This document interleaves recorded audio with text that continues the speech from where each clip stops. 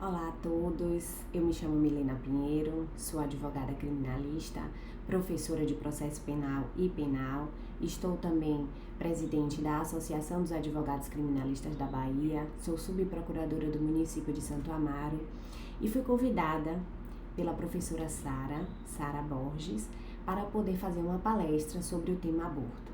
Primeiramente, eu gostaria imensamente de agradecer o convite, agradecer à Faculdade Unirb por esta oportunidade, na pessoa da diretora, da professora Sara, para tratarmos sobre um tema de suma importância, um tema muito sensível, um tema que vem nessas últimas semanas também tendo um pouco de repercussão.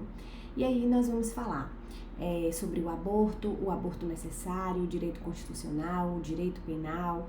Vamos falar também como o aborto é trazido no Código Penal, como é feita essa punição, quem deverá ser punido, quem não deverá ser punido. Vamos esclarecer todos os pontos. De antemão, já me coloco aqui à disposição para dúvidas, sugestões, críticas de todos vocês alunos. Vamos começar a nossa palestra, sejam todos muito bem-vindos e quem quiser me seguir nas redes sociais, o meu Instagram é @doutora Milena Pinheiro, tudo junto, DRA Milena Pinheiro, e lá vocês também podem comentar sobre essa palestra, tirando suas dúvidas sobre esse tema, tá certo? Eu trouxe um roteirinho para a gente falar sobre aborto. Inicialmente precisamos tocar no direito constitucional, apesar de ser um tema onde nós vamos tratar mais, na seara criminal, mas de antemão, todos os estudantes de direito sabem que a Constituição Federal é a espinha dorsal do direito, não há que se falar em nenhuma outra lei, seja ela extravagante ou seja um código regulador de uma matéria, se a gente não tiver a nossa Constituição Federal impregnada, entranhada e respeitada por todas aquelas leis, tá? Então, o Código Penal, ele tem que seguir à risca tudo o que determina a Constituição Federal. E já no início da nossa Constituição Federal, lá no artigo 5º, no caput, nós temos o primeiro e mais importante direito individual fundamental. E lá no artigo 5º, eu vou ler aqui para vocês, porque essa palestra não vai atingir apenas, única e exclusivamente os estudantes de direito. Então, nós vamos falar um pouquinho, eu vou tentar não ser tão técnica para que a gente possa fluir nesta palestra, mas o artigo 5º caput, a cabeça do artigo, ele fala que todos são iguais perante a lei, sem distinção de qualquer natureza, garantindo-se aos brasileiros e aos estrangeiros residentes no país inviolabilidade do direito à vida, à liberdade, à igualdade, à segurança e à propriedade, nos termos seguintes, porque este é um dos artigos da Constituição Federal que tem mais incisos, tá? Bom, vamos falar logo essa questão constitucional do direito à vida. Olha só, a Constituição Federal, no seu artigo 5º, ele já traz lá na cabeça do artigo que é inviolável o direito à vida. E aí vocês entendem o direito à vida? O direito de uma forma ampla. A vida em todos os sentidos. A vida no sentido de viver mesmo, de ter a oportunidade de viver, mas muito mais além do que isso, de viver de forma digna, de viver conforme as suas escolhas, porque os próprios incisos do artigo 5º, ele traz muitos respeitos que devem ser seguido à risca por toda a sociedade. Então, o artigo 5º, ele trata sobre os direitos individuais. Nós temos que respeitar as crenças, a religião, a família, a liberdade também de forma ampla, inclusive a liberdade no sentido do seu pensar, no sentido do seu falar, sempre lembrando que o direito de um termina e o outro começa. Tá? Nesse artigo 5º, nós vamos invocar ele aqui nesta palestra muito mais no sentido do direito à vida, porque nós vamos tratar sobre o aborto. E o aborto, nós temos aí duas figuras que têm o direito à vida, que é a gestante e o feto, né? Inclusive, o próprio direito civil, lá no seu código, ele traz vários respeitos, várias proteções, vários benefícios para aquele feto que está sendo gerado. Então, ele tem direito, por exemplo, à herança, né? Ele tem direito ao patrimônio, ele tem direito ao nome, ele tem direito à família. Eu não vou adentrar muito nessa matéria porque eu não sou especialista, mas eu me recordo na época de estudante que o direito civil preserva, assim, esse ainda incapaz que está sendo gerado. E aqui na Constituição Federal, quando nós falamos de direito à vida, nós estamos falando de uma maneira muito ampla. Então, nós estamos falando do direito de ter uma gestação confortável, com todas as suas garantias, ou seja, com todo o seu atendimento, o direito à saúde, o direito a um acompanhamento, seja ele um acompanhamento de pré-natal, seja ele um acompanhamento mais especializado, caso a sua gestação tenha problemas para que isso aconteça. E, obviamente, quando eu estou falando do direito individual, eu estou atrelando isso a uma responsabilidade estatal.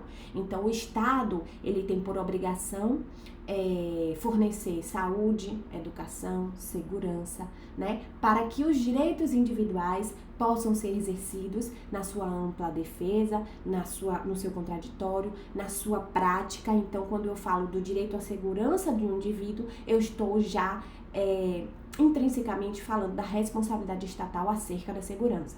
Quando eu falo do direito à vida no direito constitucional, eu estou falando que aquele indivíduo tem o direito de ter uma vida digna e estou trazendo para o Estado essa responsabilidade de fazer com que este indivíduo, de fato, possa exercer esse direito de forma segura, de forma tranquila, de forma digna. Então, quando nós falamos, por exemplo, do direito à vida, no sentido do aborto, nós também estamos atrelando responsabilidades para o Estado. E eu vou falar mais um pouquinho adiante, porque nós tivemos um caso recente, onde uma menina de 11 anos, que estava no seu direito ali, inclusive representada pela sua representante legal, que também, coincidentemente, era a sua genitora, do direito de não querer levar adiante uma gestação que foi fruto de um ato também violento, que é o estupro, certo?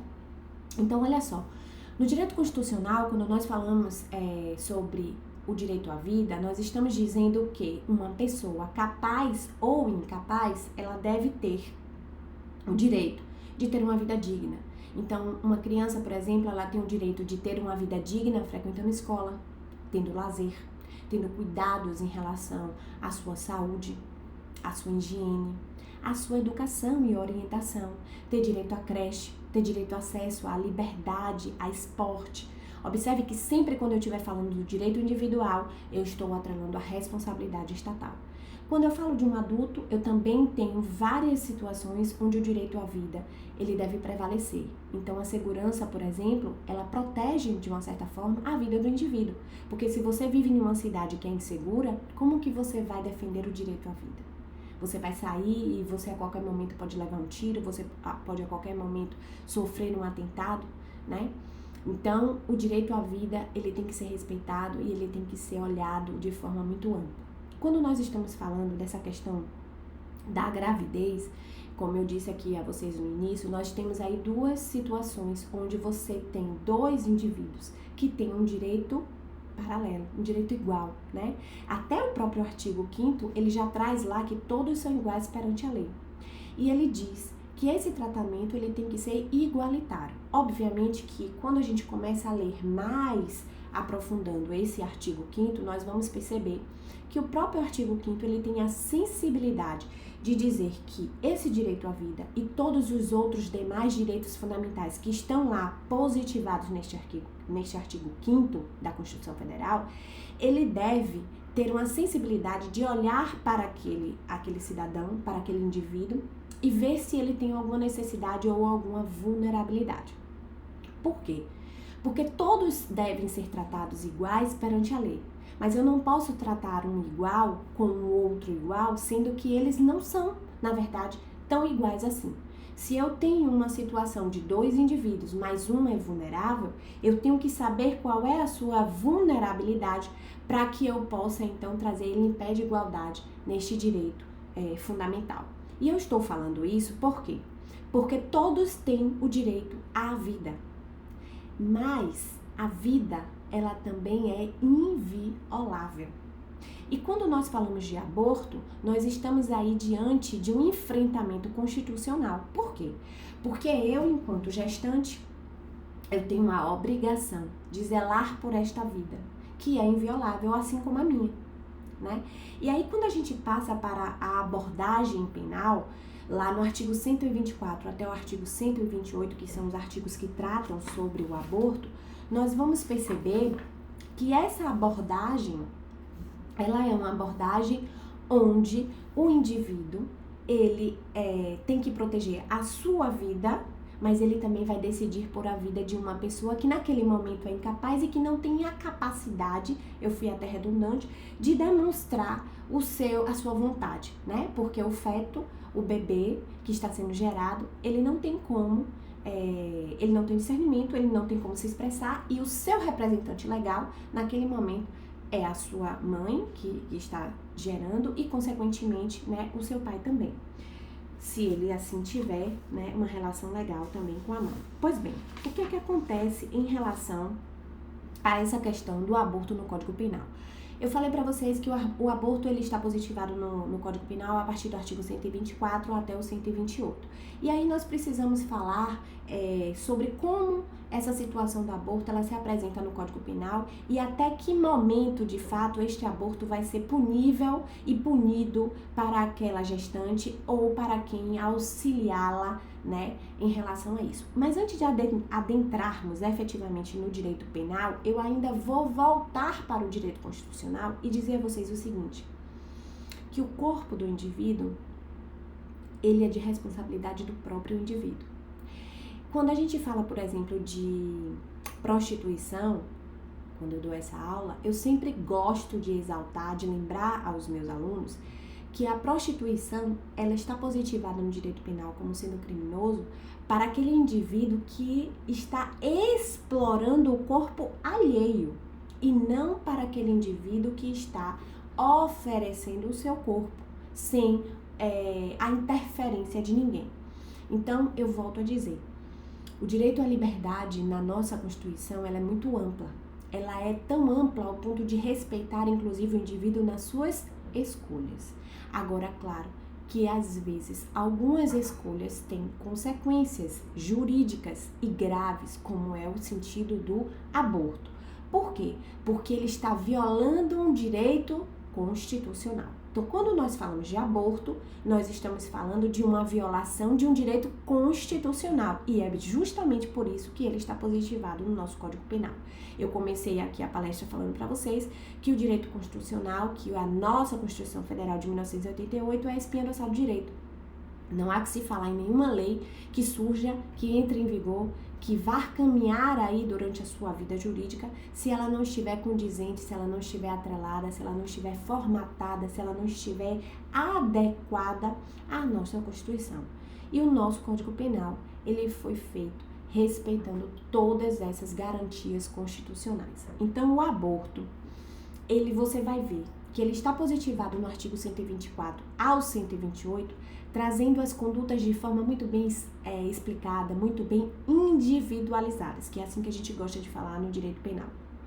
Todas as condutas, elas se fazem necessárias de serem o quê? Individualizadas. Não há que se falar em uma punição, não há que se falar em uma condenação de galera, como eu gosto de dizer para os meus alunos. Eu não posso condenar todos porque todos estavam naquele ambiente e aquele ambiente era um ambiente onde tinha uma cena, um fato criminoso punível aos olhos do nosso Código Penal. De jeito nenhum. Eu preciso saber na proporção de cada conduta daquele indivíduo se realmente ele deu causa, se realmente ele participou ou se ele estava ali apenas como um mero espectador ou até ajudante, no sentido de evitar um resultado muito maior. Pois bem, o nosso artigo 124, ele traz o primeiro ponto em relação a essa questão do direito à liberdade da vida, né, do direito do direito de proteção à vida do indivíduo nas garantias constitucionais do artigo 5º. Ele diz o seguinte: provocar aborto em si mesma ou consentir que outro lhe provoque traz para esta mulher uma pena de detenção de 1 a 3 anos. Olha, antes de começar efetivamente a falar dos crimes, eu vou dizer aqui uma coisa a vocês. O consentimento da gestante nas práticas do aborto é de suma importância. Por quê? Porque primeiro me diz, quando eu digo que uma pessoa consentiu, eu estou dizendo que essa pessoa é capaz, ela tem discernimento, ela é racional, ela está entendendo o ato em que está sendo praticado nela. E não só isso, ela não só está entendendo o ato, como ela permitiu, autorizou. E quando ela autoriza um determinado ato, ainda que seja porque ela não quer essa gravidez, porque ela não tem condições de levar essa gravidez adiante, ela terá consequências. Ela terá consequências graves em relação a isso, porque ela está violando a vida de uma outra pessoa.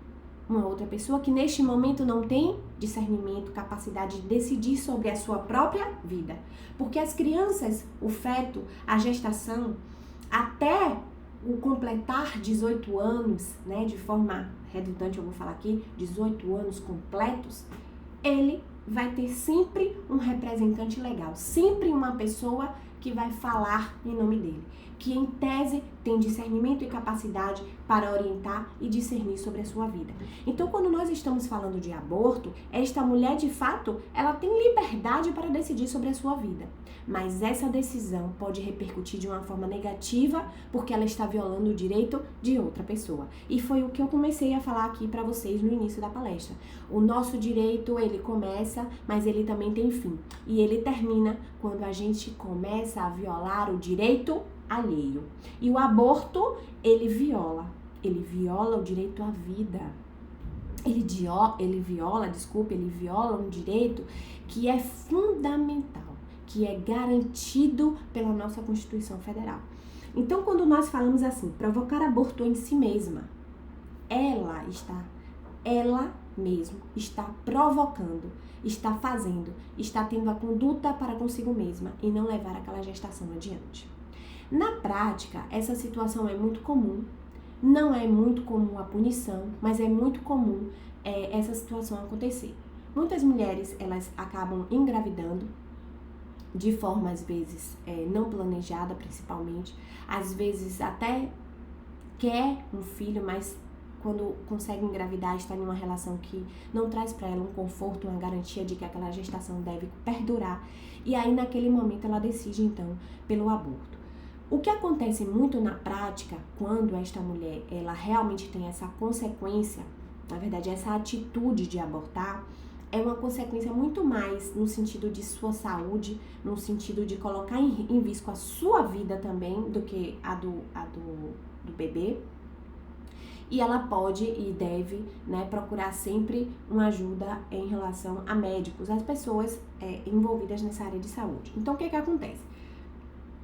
Juridicamente falando, se chegar até o conhecimento das autoridades de que essa mulher provocou um aborto em si, de forma irresponsável, sem autorização judicial, sem a permissão, né, de violar o direito de um terceiro, que é o bebê, ela provavelmente só vai chegar ao conhecimento das autoridades se ela tiver alguma complicação no sentido de saúde. Se ela fizer dentro de casa ou até em uma clínica, né, clandestina e não tiver nenhuma complicação, esse aborto acaba passando despercebido e não temos essas punições, certo? Agora, quando eu falo assim, consentir que outro lhe provoque, eu já estou atrelando aqui a conduta e a decisão desta mulher a uma outra pessoa.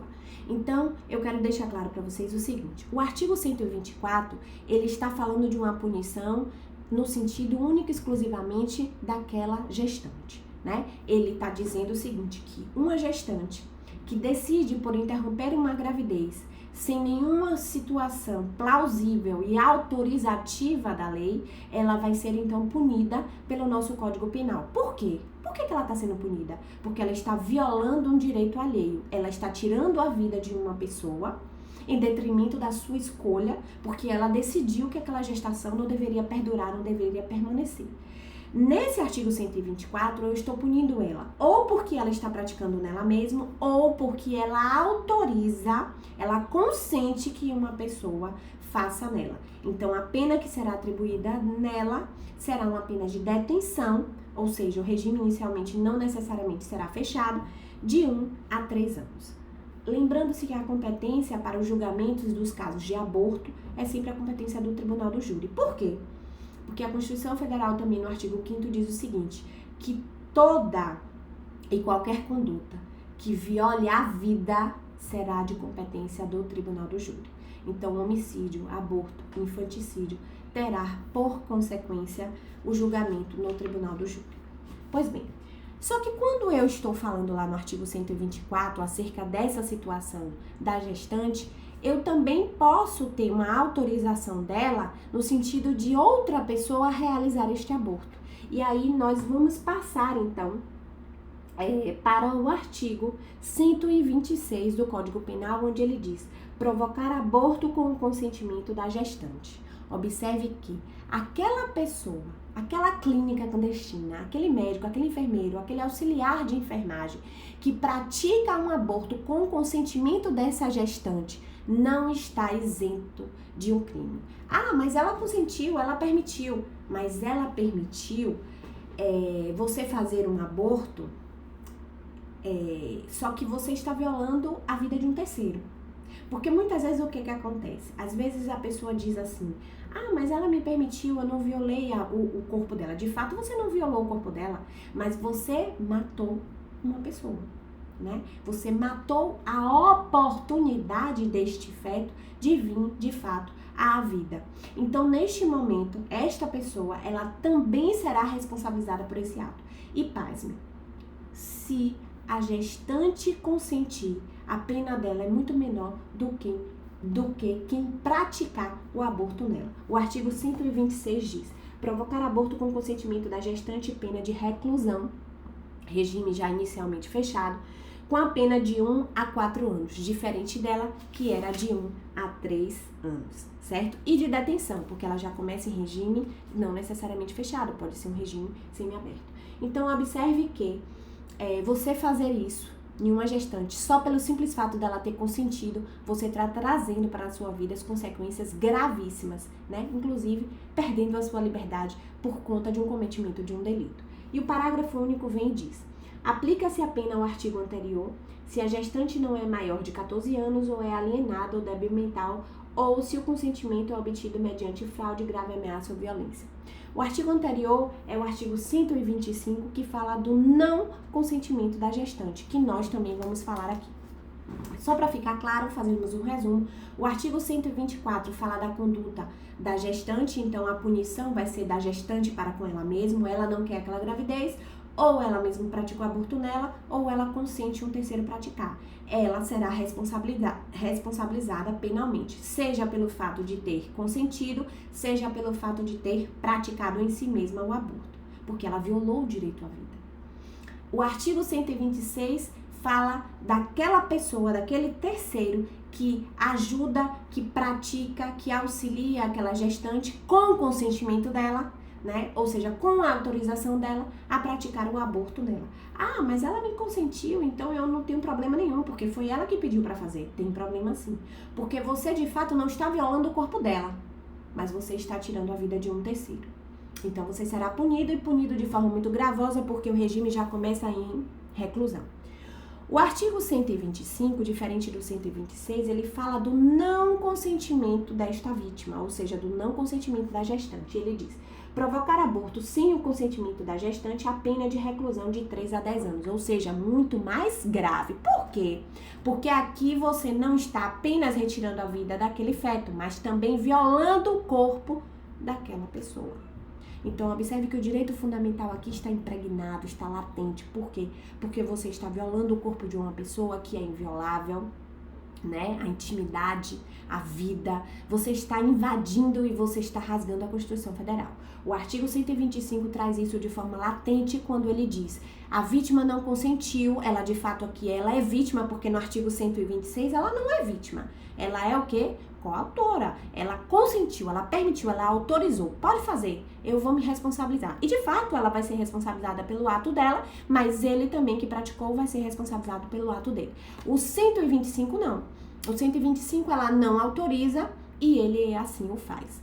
E o parágrafo único do 126, ele traz o quê? Ele traz justamente uma situação de vulnerabilidade de discernimento, ou seja, falta de discernimento desta vítima e a realização deste aborto. Então, o 125, ele fala da vítima que não sabe que será realizado o aborto dele. o aborto nela.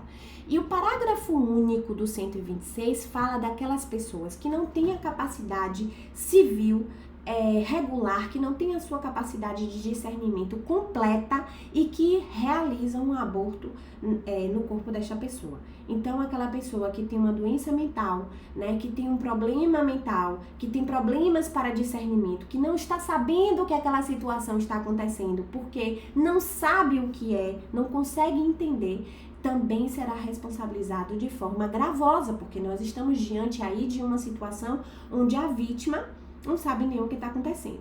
Então, os menores de 14 anos, por exemplo, eles são considerados como pessoas que não têm capacidade de decidir sobre a sua própria vida. Pegando o gancho em relação a esse acontecimento com a menina de 11 anos, o médico, no momento em que ela chega lá no hospital e fala, ou ela fala, ou a mãe fala, não sei quem foi que falou, acerca do estupro, ele não quer realizar o estupro porque provavelmente ele está com medo de ser punido pelo artigo 125, que é quando não se tem o consentimento da vítima ou quando esta vítima é menor e não consegue dar uma autorização. Mas não só isso. Ele, na verdade, está com medo efetivamente de ser preso, de ser condenado, ainda que seja com o consentimento da representante legal, que é o artigo 126. Por quê? Porque retirar a vida de alguém, ele está violando um direito constitucional. Só que aí, meus amigos, eu quero falar para vocês o seguinte. O Código Penal, ele segue à risca a nossa Constituição Federal. E ele faz um entendimento muito mais detalhado do que a nossa Constituição Federal no artigo 5º, quando diz assim, que todos são iguais perante a lei e que todos têm direito à vida. Todos aos olhos da Constituição Federal têm o direito à vida. Seja eu, enquanto mulher, enquanto gestante, seja a minha gestação, ainda que o feto esteja ali, não tenha discernimento, não tenha capacidade intelectual de entender sobre nada neste momento e seja representado por mim. Quando a gente pega o Código Penal, a gente vai esmiuçar esse direito, a gente vai colocar esse direito no papel, trazendo detalhes acerca daquela situação.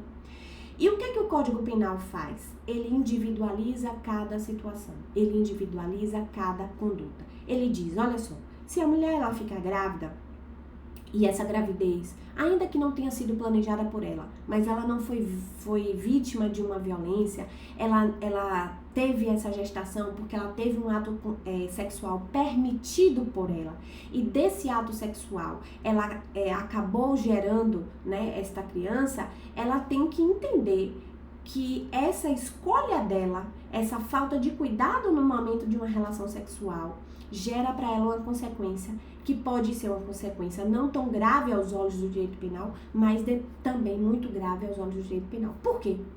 Porque não basta ela estar grávida e dizer que não tem condições financeiras, né, de arcar com esta gravidez ou após a gravidez com esta criança. Porque nós também temos algumas outras legislações especiais acerca da adoção, por exemplo. No Estatuto da Criança e do Adolescente, nós temos lá a opção daquela gestante que está grávida, não foi fruto de um ato violento, mas ela não quer essa gravidez, ela não quer esta criança, por motivo que a gente não precisa adentrar agora neste momento. E ela também, na verdade, não precisa justificar, né? A gente não está aqui para julgar esta mulher, mas a gente está aqui para solucionar algumas situações. O fato dela não querer essa gestação, a lei diz, tudo bem, você agiu de forma irresponsável, você engravidou, você não quer essa gravidez, ou agiu de forma responsável, mas não tem condições de levar essa gravidez adiante e mais, não tem condições de dar uma vida digna para esta criança, então nós vamos dar a solução para você. Porque, gente, às vezes ela agiu de forma responsável, sim, ela quer a gravidez, mas ela também tem consciência de que ela não vai dar uma vida digna para essa criança, porque ela é moradora de rua, porque ela não tem condições de trabalhar, porque ela tem algumas fragilidades na vida dela, mas ainda assim ela ama tanto essa criança que ela vai colocar essa criança para adoção. Então, observe que as decisões, elas são amparadas pela nossa Constituição Federal e também pela nossa legislação extravagante. Então, o ECA, ele protege a criança e o adolescente desde o momento da gestação até o momento do nascimento. E posterior ainda, né? Nós vamos ver que o ECA, ele consegue proteger a criança e o adolescente na sua amplitude, que às vezes, a depender da situação, ele mesmo completando 18 anos, permanece ainda aos 21 com aquele regramento, né, especial, com um tratamento especializado. Então, o aborto, ainda que seja, né, consentido pela vítima, ele tem consequências para aquela pessoa que auxilia. Eu acho que no caso da menina de 11 anos, o que o médico ficou receoso era de ser responsabilizado, ainda que tenha sido por um ato violento, por uma situação que viola de uma certa forma a vida. Mas vamos falar sobre isso agora no artigo 128, depois eu vou falar do 127, mas eu vou falar do 128, que é o artigo que está aí latente durante essas semanas em relação ao aborto necessário. Nós temos o caso da atriz Carla Castanho, nós temos o caso dessa menina de 11 anos, onde a juíza, de forma infeliz, né, agiu contrário à legislação, violando tantos e tantos direitos aí dessa menina, que é uma criança e que, de forma muito brutal, teve a sua infância violada, rasgada, né, dilacerada. O artigo 128, ele fala, não se pune o aborto praticado por médico, olha só, esse artigo 128, ele está definindo a conduta do médico. E aí subentende-se médico, qualquer outra pessoa da área de saúde que faça, às vezes, naquele momento, um médico, né? Obviamente que aí na defesa a gente vai conseguir resolver isso. Expressamente, o artigo 128 fala que é o médico porque, em tese, de fato, é o médico que vai realizar esse procedimento. E aí o artigo 128 protege, blinda aquele médico. E blinda em que situação? Duas únicas e exclusivas. Então o médico pode ir sem medo de ser feliz, né? Realizar de forma ética, responsável, com todo o aparato que é necessário para a realização deste ato, né? Deste momento do aborto, onde ele diz assim, o médico pode realizar o aborto se não há outro meio de salvar a vida daquela gestante. Então, uma gestante que tem complicações na sua gestação, tem pressão alta, né, tem diabetes, qualquer doença que a gente sabe, eu não tenho, assim, muita experiência nisso, mas, de fato, algumas situações, elas são situações que levam a gestante a colocar a sua vida, ela quer aquela gravidez, ela desejou aquela gravidez, mas infelizmente ela tem a pressão muito alta, ela tem uma diabetes gestacional que pode colocar em risco a vida dela, e naquele momento, né, preservando a vida de um ser humano, ele tem a autorização de retirar a vida de um outro, né, que é, no caso, o feto. E a outra opção, a outra autorização que o Código Penal traz é se a gravidez resulta de estupro e o aborto é precedido de consentimento da gestante ou quando incapaz do seu representante legal. A primeira coisa que eu quero falar sobre esse artigo 128, seja no inciso 1º ou no inciso 2º, em algum momento aqui eu falei sobre autorização judicial? É claro que aquele médico ético, responsável e toda a sua equipe vai ter o cuidado, vai ter a delicadeza de fazer um relatório médico juntando todos os exames, tudo aquilo que se faz necessário para comprovar de que ele realizou um aborto, de que ele interrompeu uma gravidez, porque se fazia necessário salvaguardar a vida daquela gestante. Ou ele também irá conduzir de tal forma a demonstrar que aquela gravidez foi autorizada pela gestante, porque foi realizada porque ela engravidou por conta de um estupro. Então, observe. Seja a autorização por meio da gestante ou da sua representante legal, ou seu representante legal, porque ela foi violada, ela foi estuprada, seja porque ela tem uma doença que vai afetar a sua vida se ela permanecer naquela gravidez. Então, o médico, ele não precisa, em tese, pedir autorização. Agora, vamos falar de uma coisa muito prática e até coerente, né? Eu, enquanto médico, não entendo muito das leis, sei que, obviamente, o estupro é crime, sei que qualquer vítima que chegar aqui eu preciso amparar essa vítima, eu preciso fazer com que ela se sinta confortável, porque ela já chega toda dilacerada, ela já chega destruída, e dessa situação ainda vem uma situação muito mais gravosa, porque uma gestação, ela não acaba só quando você tira o bebê de dentro dela, porque ela completou os 9 meses. Ela tem aquela criança, o que ela vai fazer com aquela criança? Porque aquela criança foi fruto de uma violência e não de amor. Então, o que é que ele pode fazer e o que é que normalmente os médicos fazem e os próprios hospitais também orientam? Que seja feita a comunicação, seja para uma autoridade, seja para um juiz, seja para o Ministério Público, seja para uma delegacia, seja para uma delegacia especializada, porque também temos que fazer isso. E é responsabilidade do médico, porque nós também temos aqui no nosso Código Penal que a não comunicação de um estupro, né, de uma criança ou de um adolescente, faz com que ele também responda, inclusive ele pode responder, a depender da situação, pelo próprio estupro, né? Então, um médico ético, o que é que ele vai fazer? Ele percebe que aquela gestação está em um período em que se pode, pelos olhos da medicina, interromper sem prejudicar aquela menina.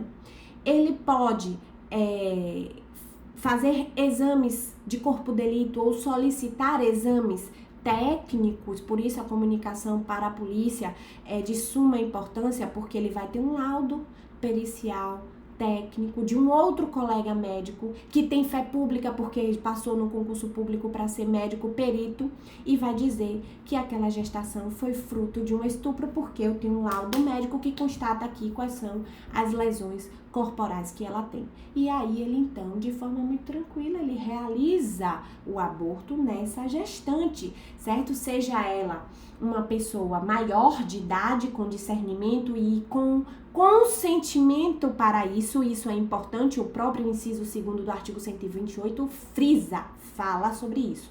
Eu preciso do consentimento dela, seja dela porque ela é capaz, ela é maior por decidir por sua vida, seja do seu representante legal se nós estivermos diante de uma menina de 11 anos, por exemplo, né? Pois bem, o que foi que aconteceu no caso da menina? O médico, segundo o olhar da medicina, ela estava em um período gestacional que já não era o período que autoriza esse tipo de situação. Então, ele fez a comunicação judicial para se precaver, não da situação do aborto, ou até também dessa situação do aborto, mas por vislumbrar, de repente, consequências essas que seriam possíveis em um determinado procedimento, que é o aborto, fazendo com que essa criança, né, não só fosse retirado o feto dela por conta do aborto, mas de repente tivesse outra situação que fosse gerada por esse procedimento, né? Uma outra lesão, uma doença, ou até o fato de posteriormente, futuramente, não conseguir mais engravidar nunca mais na vida dela por conta desse procedimento. Enfim, eu não sei muito detalhes sobre isso, porque é uma questão muito médica, é uma questão da área de saúde, ele é técnico, ele deve fazer um relatório, e ele fez o correto. Ele informou ao judiciário acerca daquela situação. Olha só, essa criança chegou aqui com 10 anos, grávida, essa gravidez foi em decorrência de um estupro, né?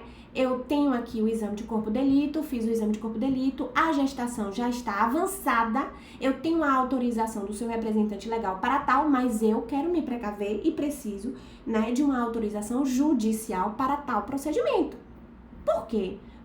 Porque ele, enquanto técnico médico, provavelmente vislumbrou outras consequências perante a saúde daquela criança, né, que poderia ser responsabilizado para ele. Então, ele querendo também, normal, né, se resguardar diante daquela situação, preferiu fazer, então, um pedido de autorização.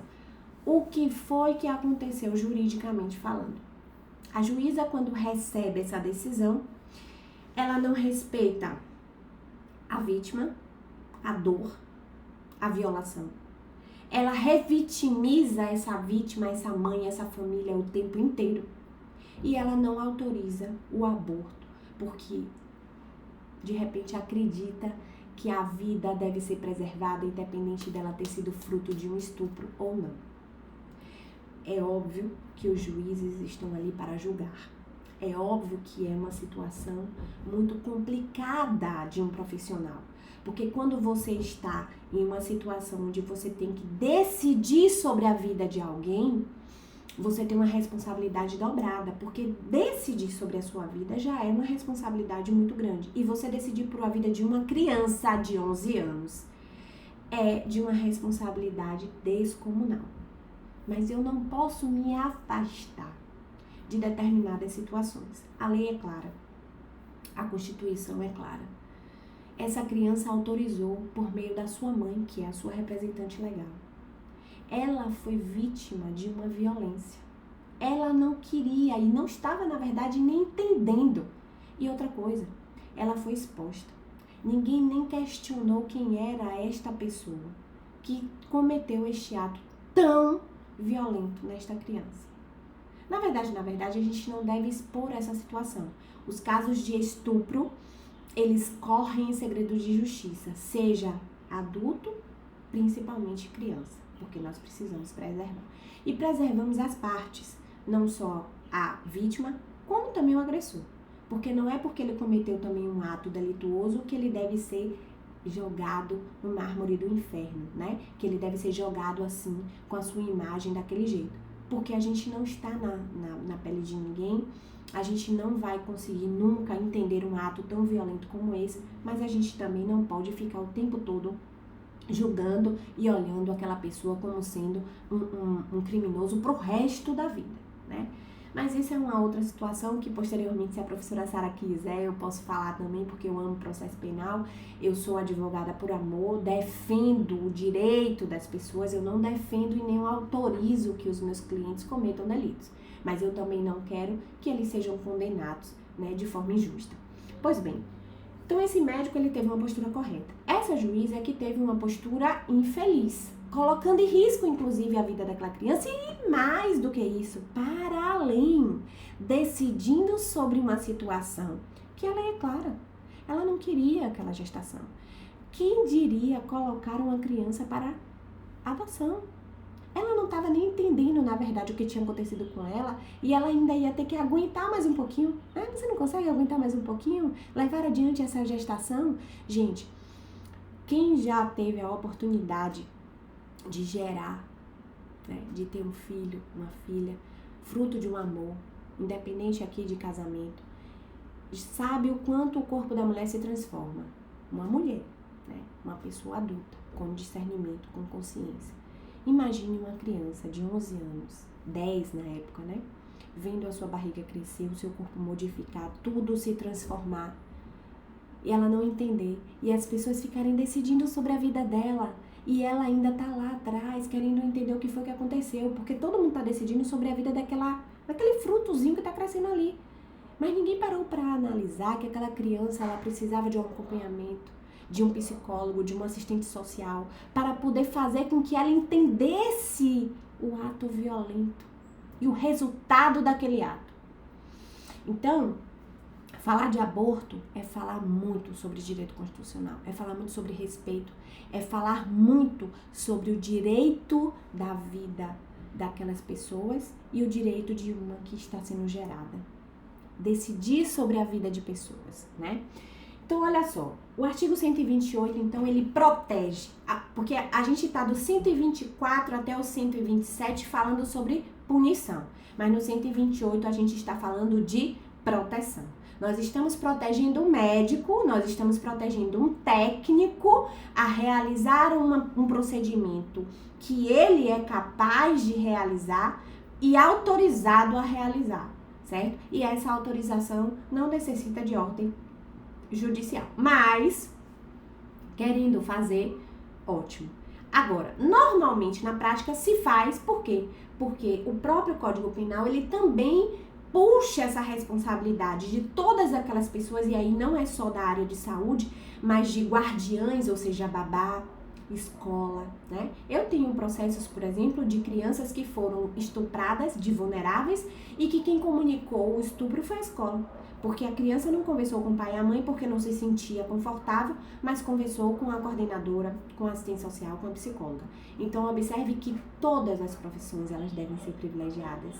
Todas as profissões devem ser respeitadas. E num processo especial, como é um processo que envolve criança e adolescente vulneráveis, nós temos que privilegiar sempre.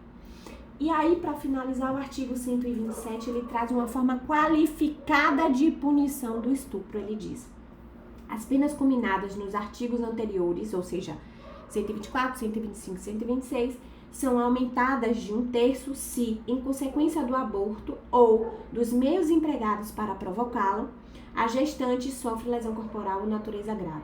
E são duplicadas se essas situações lhe causar a morte. Então, talvez o médico, no caso da menina de 11 anos, ele tenha tomado essa atitude, inclusive se preservando para essa consequência, como eu falei. Ele viu que a gestação já tinha mais de 22 dias, que provavelmente, até pelo fato dela ter 11 anos, o corpo dela não estava ainda naturalmente formado para gestar. E ele, vislumbrando como uma pessoa experiente, que daquele ato, daquele procedimento do aborto poderia gerar consequências gravíssimas, como uma lesão corporal, o fato de ter que retirar de repente, né, o útero, o ovário, não sei, e ela nunca mais na vida dela poder engravidar, ou até causar a morte para ela. Então, como ele não queria responder por nenhum crime, né, associado a este ato do aborto autorizado pela lei, ele então decide tomar as providências formais certas, né, naquele ato. Quem foi infeliz foi a juíza em relação a esta criança. Gente, eu acho que eu esgotei o tema. Eu espero que tenha, né? Espero que eu tenha esclarecido para todos vocês um pouco desse assunto. É um assunto muito sensível, muito importante. Coloco-me à disposição da faculdade, da professora Sara, de todos vocês, para poder trazer, responder, as dúvidas de vocês, né? Como eu falei, a minha rede social no Instagram está lá, disponível para vocês. E vocês sintam-se abraçados, agraciados, por vocês terem me dado esta oportunidade de estar aqui falando sobre um tema que eu gosto muito. Sou especialista em crimes sexuais e violência doméstica. A professora Sara, que é minha colega também de faculdade, a gente dava aula juntas em uma faculdade. Ela sabe o quanto eu sou apaixonada, assim como ela é também, pelo direito. Nós atuamos em áreas diferentes, mas somos profissionais muito responsáveis sobre todas as mensagens que nós passamos e ensinamos aos nossos alunos. Então, eu deixo aqui o meu muito obrigada mesmo por essa oportunidade e me coloco sempre à disposição. Um grande abraço.